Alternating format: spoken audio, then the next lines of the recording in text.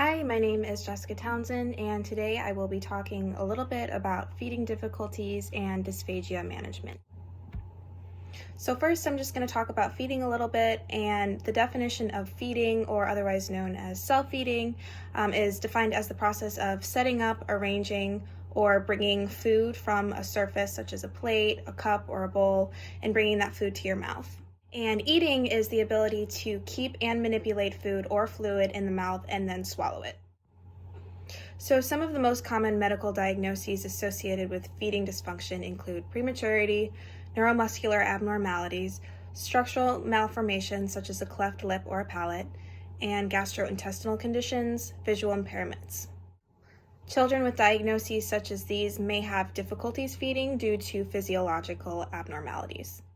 So along with physiological abnormalities, another issue that may cause a child to have a feeding difficulty is behavior-related. Behavioral problems are very common in children with feeding disorders. Food refusal and/or food selectivity can relate to multiple factors, including anxiety, hypersensitivities, behavioral rigidity, or a need for a routine or behavior dysregulation. So, for example, children with a diagnosis of autism spectrum disorder have a high prevalence of feeding difficulties due to sensory, motor, and behavioral challenges influencing the child's preferences and willingness to eat. And another underlying issue related to food difficulties is food allergies.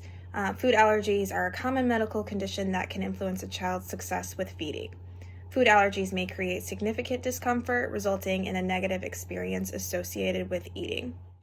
So next I'm going to talk a little bit about the different levels of texture for dysphagia management. So for level 1, you would want pureed foods that are homogeneous, cohesive, and pudding-like. So for this level, I chose yogurt that is completely cohesive. There's no chunks or anything that would make the child have to chew in it. Level 2 consists of mechanically altered foods that are cohesive, moist, semi-solid, and may require some chewing. Ground or minced meats are acceptable, and fork mashed soft fruits and vegetables are also included in this diet level. Most bread products are included, however crackers and dry foods are excluded. For this level, I chose mashed bananas. Level 3 foods are more advanced. Soft, solid foods that require more chewing ability, such as crackers, breads, cooked vegetables, soft fruits, and meats are included. This level excludes some fruits with skins, hard or crunchy vegetables, tough meats such as beef or pork steak, and foods that are very sticky or dry. For this level, I chose wheat thins because crackers, breads, and cooked vegetables and harder foods are acceptable in this level 3.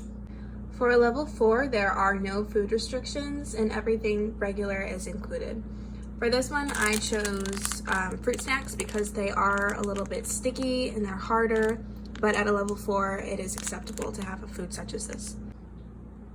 An appropriate breakfast meal for someone who is at a level 2 dysphagia management would be pureed orange juice, or here I have mango punch, there's no pulp in it, and scrambled eggs, as well as some soft fruits and well-cut pancakes.